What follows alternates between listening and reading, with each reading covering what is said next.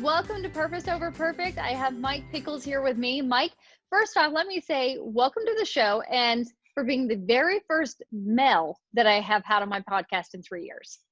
Oh, wow. I didn't know that. Well, thank you. It definitely a first for the show and for all of my listeners. So there's a couple things that I want the listeners to know about Mike. The first one is that, Mike, you live in Canada. Correct. So that's also a first, I think. I think you're the first Canadian that I've had on the show. And you wrote a book called Perfectly Imperfect. So we're going to talk about that in a second. You wrote 2 books called Give Someone You Love a Hug Today. And then were you a teacher? Did I read that part correctly? Yes, I'm still in education. I'm not currently teaching. Okay. I'm a curriculum consultant, but still in education. Yeah. Okay, so tell me, before we get into the book, The Perfectly Imperfect, that we're here to talk about today, tell me just a little bit more about yourself and tell me how you got involved in education and in writing books. This year is 25 years that I've been teaching or in education, one format or another. So elementary, high school, college, the board level. So I really like teaching. I really like education. And from that teaching education, I was like, what else can I do to reach out to people as far as motivation, inspirational type stuff? So that's when I wrote, you just mentioned, I wrote Hug Someone You Love Today. That was my first book. And then Hug Someone You Love Today, that was the second book. And then basically that was all about giving someone a hug. How does it change them or how does it change you for the positive, which was, that was all about. And that came from teaching.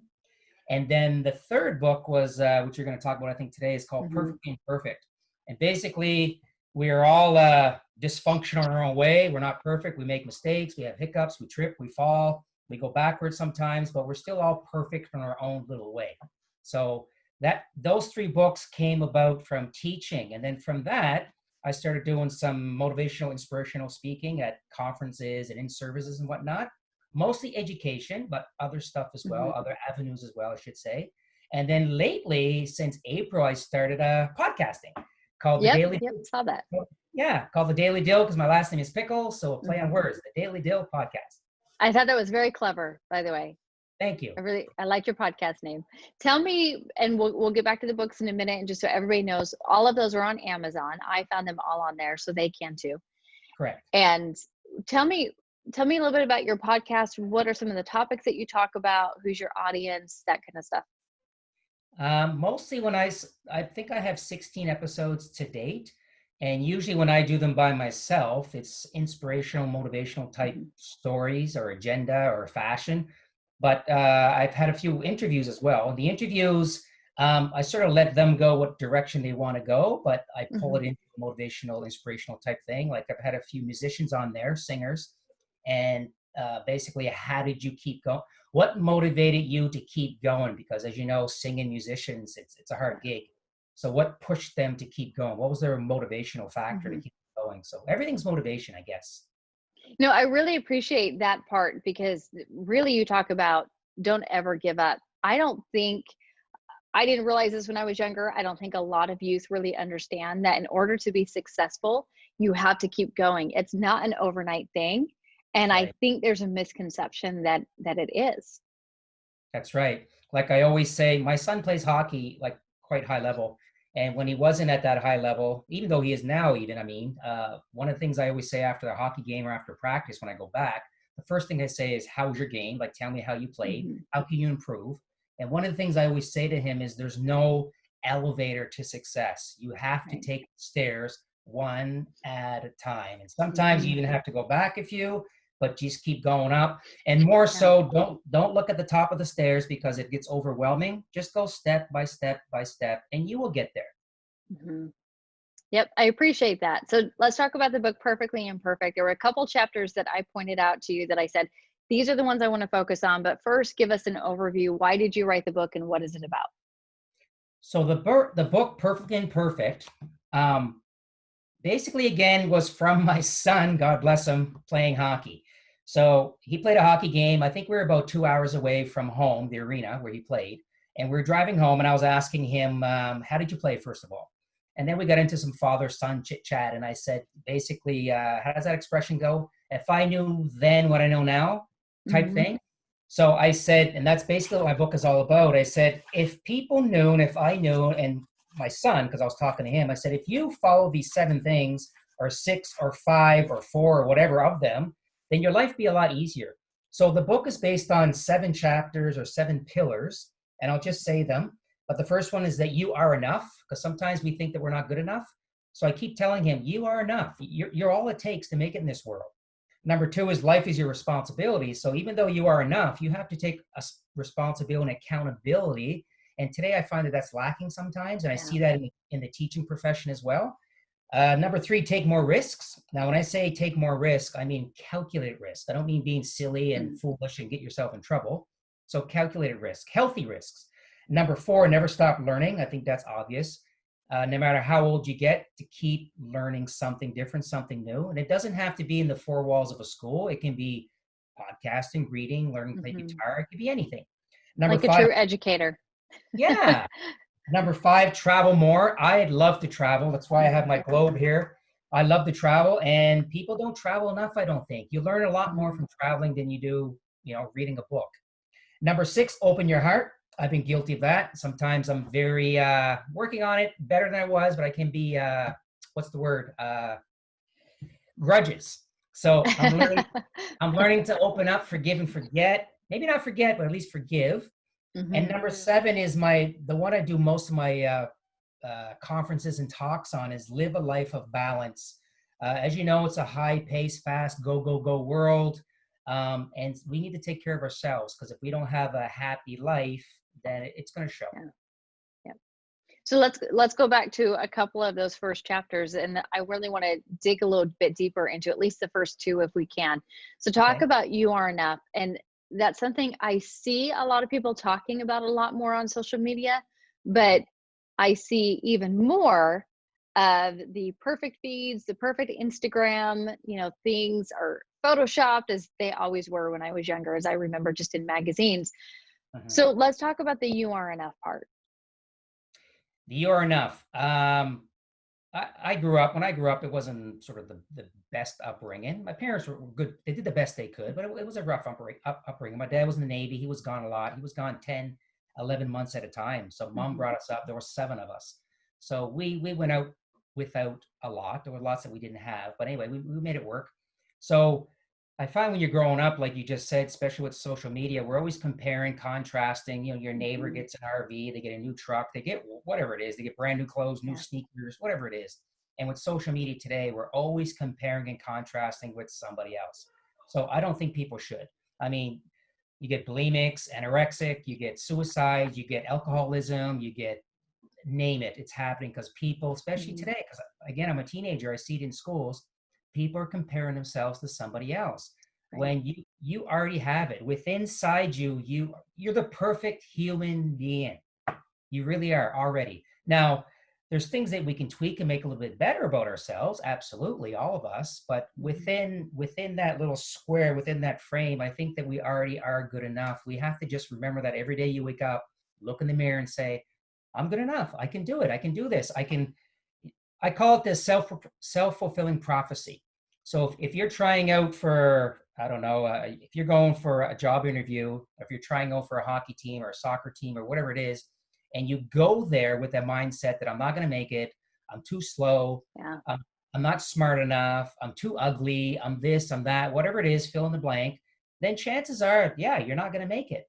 If you go in saying, I am enough, I am smart enough, or at least fake it till I make it type of mentality. Like I will do the best I can and I will keep improving. I'll be the best person in that business, that enterprise, that company, if you just give me the chance first.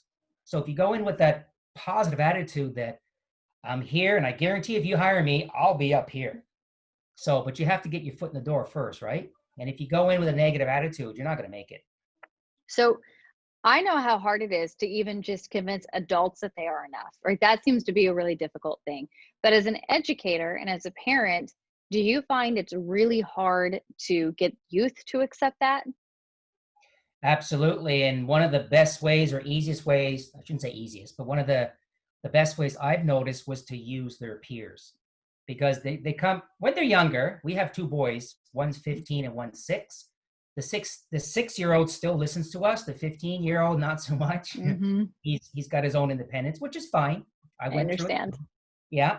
So what I try to do is make references to his peers or his friends, because now he almost thinks that his peers are smarter than us. They know more than mom and dad, right? Of course So they do. They do. yeah, I yeah, remember that when I was 16. that's right. So it's nothing different. We went through the same thing. So I kind of equate it to them. Like, look at what your friend's doing. Look at what he or Mhm. she's doing. And then they start thinking, they start reflecting, yeah, you're right. And then, sometimes they try a little harder because it's coming from their friends and it's not coming from mom and dad. Mhm. What are some of the tips you give in chapter 1 for anybody who's struggling to believe that they truly, deeply are enough the way that they are? Some of the things that I used to do, and some of the things that I suggest or recommend my friends do if they're in that sort of stage, I don't think they're enough, is surround just if you look at the media today. The media is full of negativity, right? It's Mhm. war, it's famine, it's politics, it's riots, it's negative. Mhm. So number one, stop looking at the news, stop looking at the media. That'll help right off. I'm going to disagree with you, but No, I please mean, continue. yeah, you have to be aware what's going around with you, but don't Yeah. don't surround yourself too much because it's negative energy. Yes. Now, Yeah. number two, surround yourself with positive energy. So that could be watching motivational or inspirational videos, listening Mhm. to positive music, looking at positive movies. When I mean like comedies, stuff that makes you laugh, because laughing is good, positive energy. Surround yourself with good people. There's some people that Mhm. bring us down. Where I'm from, it's called Nova Scotia, the Maritimes in Canada. There's a thing called, because we're a lot of fishermen, and there's a thing called the crab effect. You throw a crab or a lobster trap in the water, and there's bait in there, so the crabs or the lobsters will go inside the trap. They can get in the trap. They can also get back out, but for the most part, they don't. That's why we get crabs and fish or Huh. lobsters, because it's called the crab effect. When someone's trying to get out, when a lobster or crab is trying to get out of the trap, another one pulls them back down. And as they keep trying to Interesting. get out, they keep pulling each other in the trap. And sometimes as human Wow. beings, we do the same thing. Misery enjoys company. Yeah. So sometimes we drag people down because we don't want to be there alone. So I tell my friends, I tell my kids that be careful of that dark cloud. Some of your friends have dark Mhm. clouds and you can help them. Don't leave them, but you can help them, but you have to be around them with limitations, right? Otherwise Right. it starts to get on you. Right. I definitely see that, and I think that there has to be um there's a line Right. between wanting to be there for them and then now it's so bad it's affecting you and it's so constant it's affecting you, and you do have to be able to say, you know what, I got to draw the line and I got to have boundaries, otherwise this negative person is going to make me feel very negative as well. Absolutely. Did you watch the movie Spider-Man? Yes. When that black stuff got on him, Mhm. like he turned to a black Spider-Man, he turned into a negative Spider-Man. That's kind of the same thing I tell my kids because they like movies and they like Marvel Yeah. movies. I say, remember Spider-Man when he got that black stuff on him and it changed his personality? The same thing can happen to you guys. So I said, just be careful, be mindful. Don't leave your friends Mhm. hanging, but just be mindful. I think Facebook, if I recall correctly, several years ago did a study and they found that if your friends are posting negative things on Facebook, they could actually then correlate all those negative posts to the domino effect of now the person saying it starts to post negative things as well. And That's right. I've found that just in the last month or so, with the amount of the hard things that our world has gone through in the last month, but the constant post, and I think somebody called it just post fatigue. I had Hmm. to stay away from social media a little bit because it was just constant and it was depressing. And I, like you were saying about the media, I wouldn't say give up on social media or give up on watching the news, but if you're around it too much, you're around it constantly, then it's going to for sure have an impact on you, your emotional state and your mental state. That's right. Yeah, you nailed it perfectly. Yeah, so just to retract a little bit, yeah, don't not watch any news because you have to As a be. former journalist, I had to Yes. throw that in there. Yeah. Well, and as an educator too, you have to be aware what's happening in the world, but you don't have to watch it daily, because it will Yeah, you don't change. have to live it. You don't have to Yep, live it. and it's been a few years now, but there was a mass shooting in the DC, Virginia area. And there was an adult and a 17-year-old male. They didn't know who they were at the time, but they were going on a shooting spree across the eastern area, the DMV area. And at one point, there were therapists coming out saying, you need to stop watching the news, because people were glued to it, and they were Yeah. having a hard time just across the entire US. They were having a hard time turning the news off because they were watching this shooting Yeah. and wondering what's the next target. And it took several days before the police caught the shooters. But there were definitely psychologists saying you cannot sit in front of the news 24/7. I think 9/11 was another example where they said, be careful, because it will consume you and it will turn you into a very angry person. That's right. I agree. In today's day and age, as you know, because you have kids, even games like video games, my kids play Hmm. video games, and there's some very violent games out there. Yeah. And as parents, people can agree or disagree, but I find with my kids, I can't speak for other kids, if they're on it too long, it does kind of change them a bit. They get a little bit moody, Yeah. snappy, depressed. So I have to give Yeah. them breaks. I have to give them timeouts. Yep. We did that with our youngest, our 12-year-old. He has a time limit, which is media in general, but especially video games, because regardless whether it was a very simple game like Terraria, or, he Right. watched his 20-year-old brother play something that might be appropriate for 20-year-old, but not a 12-year-old, we just found that too much time around that really changed him. And he would get moody, and he would get snappy. And Yeah. so we just said, okay, that's it. I mean, for one, definitely, there's a restriction on which kind of video games he's allowed to watch or play. But then we had to do an overall time limit, because it changed him, and I didn't, not for the better. That's right. Yeah, So, I agree. So it's a different world that our kids live in today. I mean, their hmm, cell phones. I mean, they're on Instagram, they're on TikTok, they're on. I don't even know what they're on. yeah, How much is out there. But right. some of they're being bombarded daily with messages, and not all those messages are positive. So Yeah. we have to be careful And what. and no matter what parenting tools you have and what safeguards you have, TikTok is a great example of, you can't block the content of TikTok. And so you could have them watching something very innocent, and then the very next video might be talking about the benefits of suicide. That is not something I would want my children watching, but that's the kind of stuff that's on TikTok. That's right. So it's really hard to monitor, other than that we just tell our 12-year-old he does not have a smartphone and he doesn't have social media. It's just you're not old enough, it's not going to happen. But just for parents to be aware that, as much as you think you might be monitoring, you really don't have full control and access over what your kids have access to when they're online. That's right. And we're talking about our kids, but I can equate that to adults too. Like I Hmm. see adults that if they're on social media too much, even Facebook, if they're on there Yeah. too much, that whole comparing thing again, like they feel less, Yes. especially if one of their, for example, if one of your friends is on there and they're traveling a lot and they're buying things, Hmm. they're getting haircut and makeover and buying new clothes and whatever, and you're not doing that, and then you're comparing yourself to them, it's going to make you feel bad. Yeah. I mean, I'm struggling with it right now because I'm in California, where we're in a pretty heavy lockdown for the most part. We were supposed to be on the beach this weekend for the 4th of July, and we can't go anywhere. But I have friends in other states who are not on such a heavy lockdown, and they're out doing fireworks and barbecues and parades. And I'm just like, "Oh, this sucks." Yeah. Oh, happy 4th of July, by the way. Thank you. Thank you. Our joke here is, yesterday was our official holiday. So we have our big joke that we're like, "Hey, Great Britain, sorry you have to work today." Yeah. So, Yeah. but thank you. It is one of my absolute favorite holidays ever. So I wish that I was out doing the things we normally do, and I'm not. But it's okay.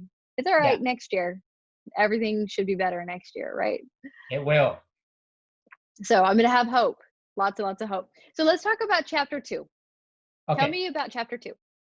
All right. What was chapter 2 again? Sorry. Yeah, that's it. Let me, no, I need to ask you. Chapter 2 was, no, I know Oh, this. uh, life is your responsibility. Yes, thank you. Yes. So, life is your responsibility, or life is your accountability. Yeah. So, again, it comes more, I guess, from teaching, but also from coaching and just seeing in general that, I don't know, sometimes people don't take responsibility or accountability for their lives. They just do things and they blame it on other people. Yeah. Which, I think we need to step up to the bat and say it's my fault. We will get better. In my opinion, we will get better. We improve if we take a little bit of responsibility for what happens in our lives. That's what I think. So You know who Dr. Phil is? Yes, I do. Yep. Okay. So people have lots of different opinions on Dr. Phil, and that's okay. I won't argue, the Dr. Phil arguments that I've heard for and against. But he did have a book, and I don't even remember what it's called, but I really liked it. And one thing that I remember specifically in the book was he said, bad things happen to good people. Right. And when you are willing to take accountability and responsibility for your part, that's when you're able to move on and heal. And this is there's a lot of disagreement about his opinion on that. But so for my audience knows this about me. I am a survivor of child sex abuse. And in no way am I ever going to say that a child being sexually abused is their fault. It never is. That's right. The only part that I take responsibility for, and reading Dr. Phil's book helped me with that, was that at the age of 18, being willing to tell someone about it, and then later on as an adult, being willing to get therapy and being willing to get help for it. That is my responsibility. That's no one else's. And so it is never a child's fault. It is never anyone's fault for being a victim of sexual abuse or sexual assault, ever.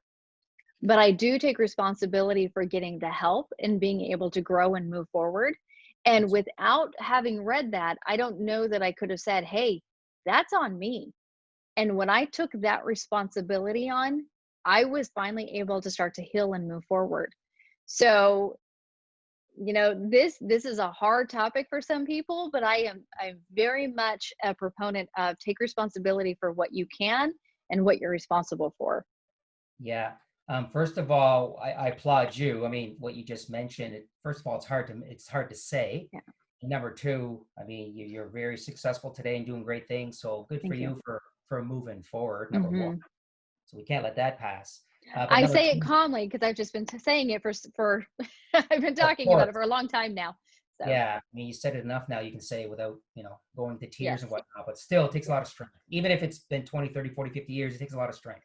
Yeah. Not that you're that old, because you don't look that old. I mean, whatever. Thanks for calling out my age, Mike.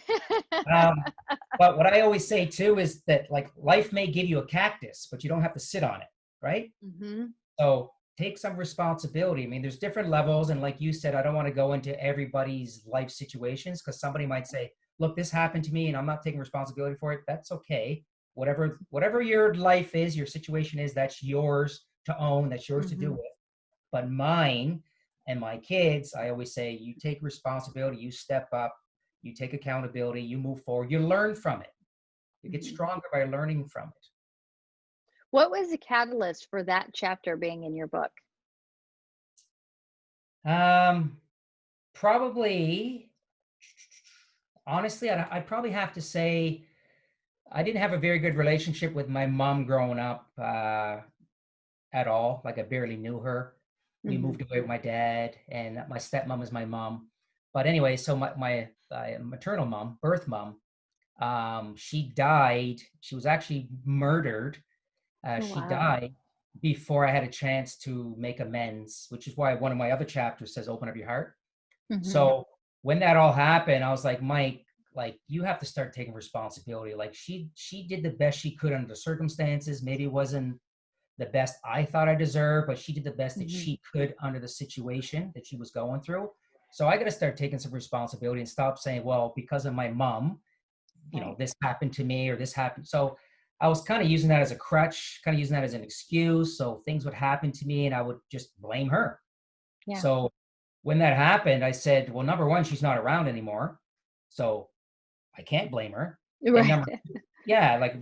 And number two, I shouldn't have anyways. So I had to do some self-reflection, some self-healing, and writing that book, writing that chapter actually got it out of me. It was healing to write those words, like to admit those words. Yeah.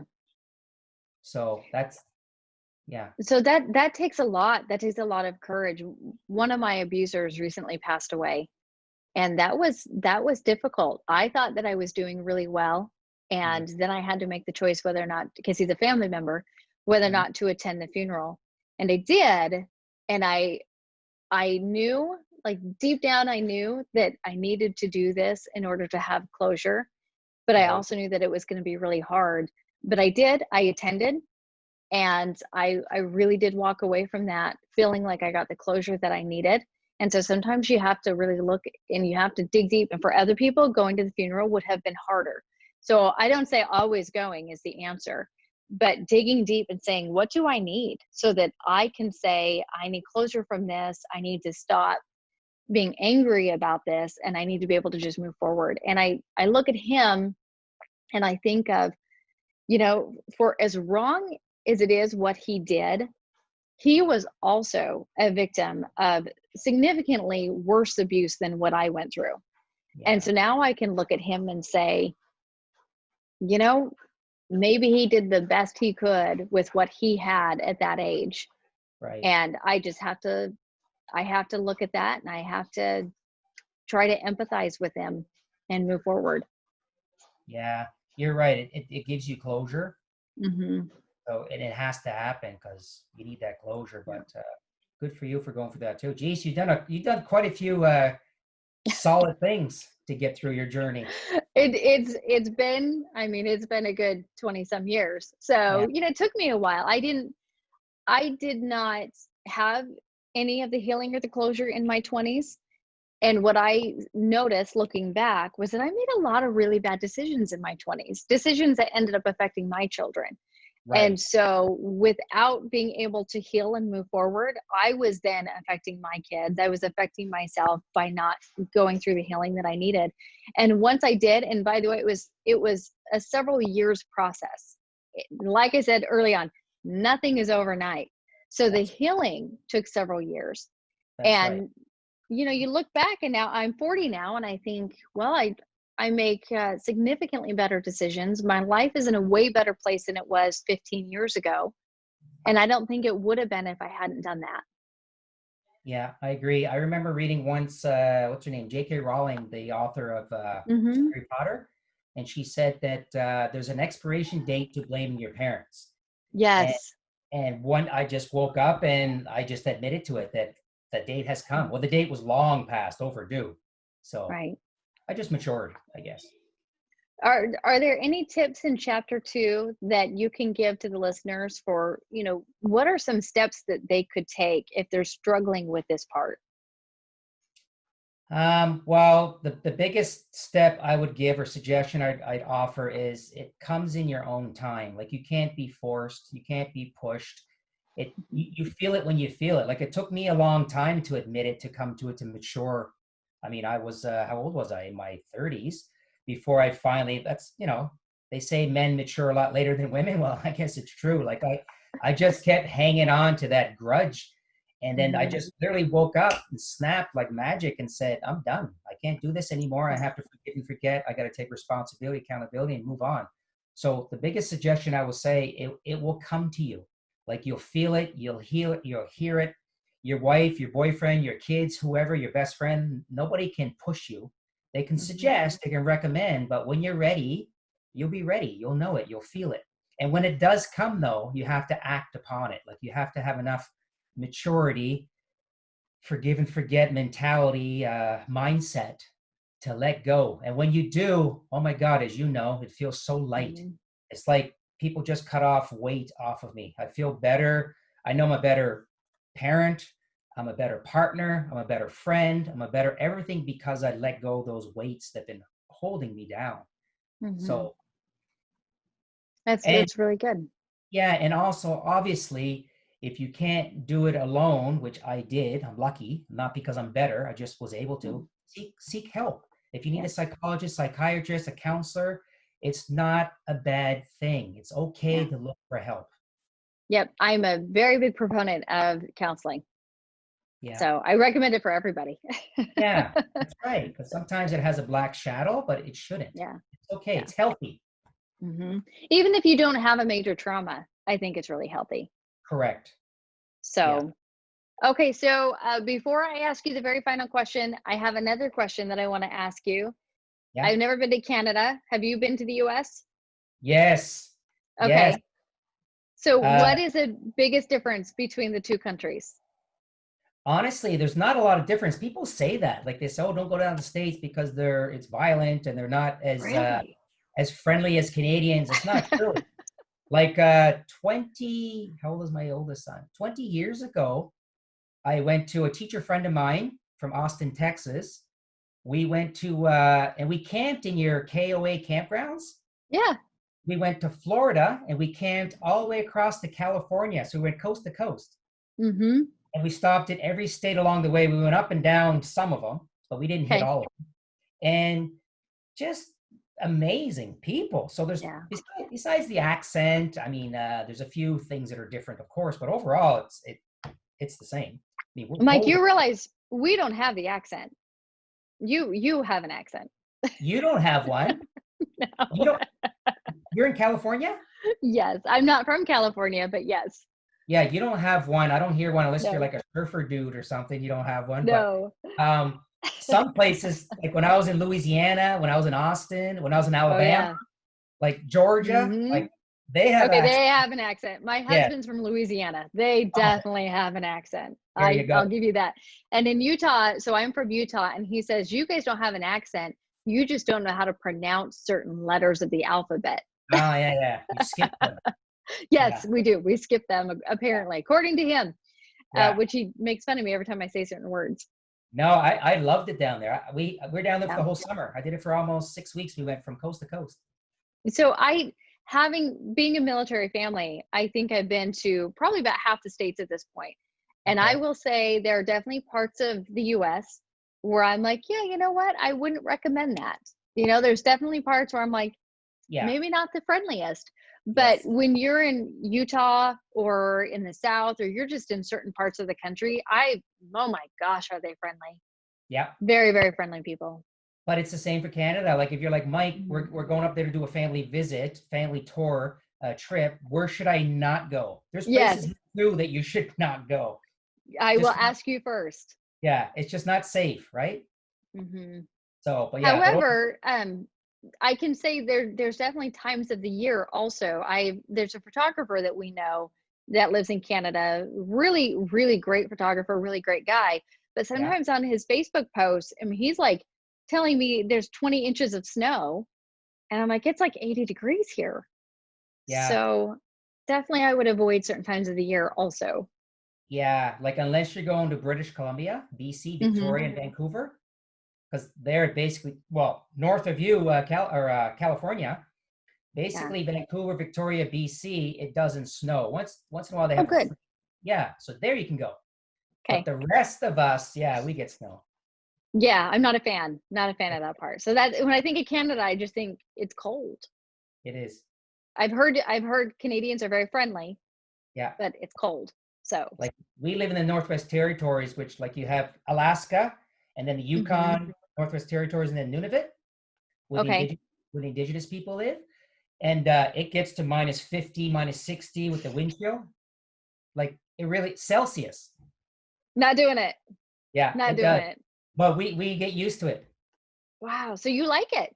Well, it's called, I wouldn't say I like it, but we put up with You it. said I said I was used to it. But it's called a dry cold, meaning if you dress I got it. properly, you're okay. Mhm. But on the Yeah. East Coast, where I'm from, by Nova Scotia, so down like Boston area, down the states, Yep. it's a wet cold. So Yes. as soon as you're wet, you're wet for the whole. As soon as you're wet, you're cold for the whole day.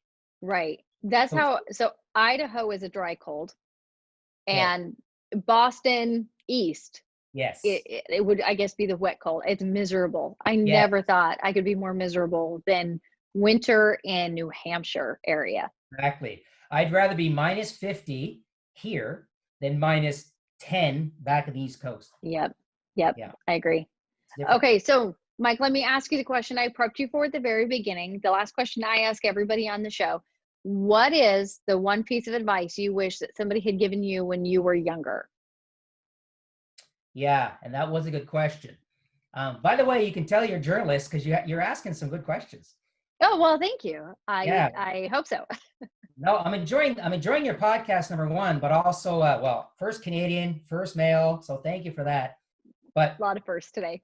I'm just venturing into this podcast world too. So as I'm listening, enjoying this, I'm listening to your approach as a podcaster or podcaster. You're the I think I'm the podcaster. podcaster. I'm the guest, I Yeah. guess. Yeah. So yeah, I'm listening to your approach because very smooth. You're doing a good job. Thank you. So Well, I appreciate that. what would I say? Lots of advice. That's why I keep writing books. But probably one would be psychologically, I'm looking to the left, which means I'm thinking. So I'd probably say that you can't go back and change the beginning, but you can change the ending. So what I mean by that is, again, in my life, your life, everybody's life, there's things that happen in my life. Some are not my fault. Some are not my, I had nothing to do with it. It was the way my parents brought me up. It was because of where we lived. It was because of the friends I hang out with. It was because of the economy. It was because of whatever. So it had nothing to do with me, but however, it was my beginning. That's how I started. So I might have started here and some of my friends might have started there, over here, whatever. I can't change that. It is what it is. I can't go back in time and change it, but I can change my future. I can change my ending. And because I like to write, I believe that like we all have a pen in our hands,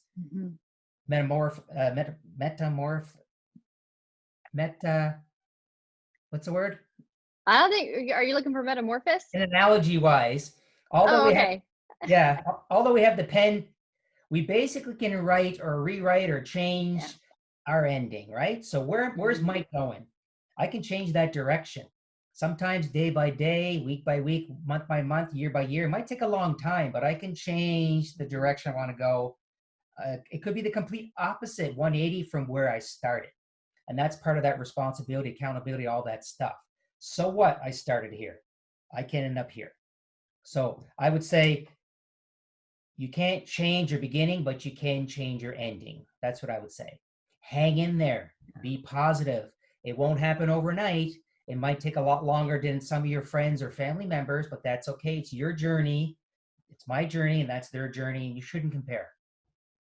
You know what? I want to tell you how much I really love that answer, and for a couple reasons, but one of them that there's no way you would have known this, but my very first pageant that I ever competed in, I got asked an onstage question, which was, what is the one piece of advice that somebody gave you when preparing for this pageant? And I told them it was to remember that I can't change what happened to me yesterday, but I can take control of my tomorrow. And so I really liked your answer. It reminded me of that, you know what, I can't change what happened to me as a kid, but I can change whether or not I grow from it and who I become as an adult. That's right. Oh, so you're in the pageants. I do. I compete in pageants. You Yeah, still do? I do. Oh, Yes, wow. they have pageants for women who are married, if your wife is ever interested. And last year we had a Mrs. Canada. So Of course you would. you know, if she ever is interested and wants to know more, just have her reach out to me on Instagram. I'll get her hooked. Well, I just meant it from the other side of things about your strength once again. I know you're interviewing me, but back to you for a second. Coming from where you came from, what you just explained about the sexual assault or abuse and that, going from that to entering pageants. So obviously you learn to forgive, forget, and love yourself, because most people won't enter pageants if they have, low self-esteem. Right. So good for you. And very powerful and journey. I would say, if you have a low self-esteem and you think a pageant is going to help you with that, it will not. Yeah. You know, the pageant, as a total side note here, pageants, when I was a teenager and in high school, my thought was, oh, I'm never going to be pretty enough to do that. And when you start to think that pageants are all about who is the prettiest and who's the most attractive and who walks the best in 6-inch shoes, they're really, most pageants are not about that, although you do have to walk in 6-inch shoes without tripping, but they're really not about that. And if you get hung up on the beauty side of a pageant, as opposed to the advocacy side and what you can do with the title and how you can use that to help other people. Right. If you get caught up on the beauty side instead of the advocacy side, then beauty pageants are not good for you, and they will hurt your self-esteem. But if you focus on the advocacy part and the growth that gets from prepping for a pageant, then they Mhm. can be really beneficial. I mean, that is what got me talking about being a survivor, is from doing pageants, and it helped me tremendously. Yeah. No, that's great advice. Yeah. So there's my plug for Yeah. anybody who wants to do a pageant and they're married and they have kids and they think, what? That's weird. There we go. There's my plug. Reach out to So you. Yeah. yes. So, Yeah. well, thank you for being on the show. It was really great to talk to you, and I'm really happy that we did this. Like I said, you're the first male to ever be on my show, and I'm glad that we did. Yeah. Hopefully not the last. Not the last Yeah, Canadian. well, we'll see. Yeah. Yeah. So, thanks, Mike. I really appreciate your time today.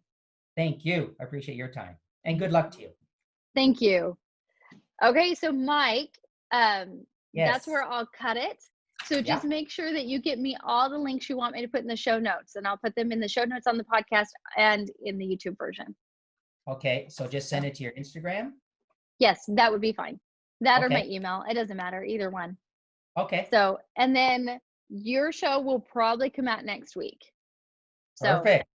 yep, I'll And let your, you know when it does. and your last name is Peace? It is. It really is. That's a great last name. Yes, thank you. And I know I always make the joke. I really do want world peace. No, that's a perfect last name. Thank you.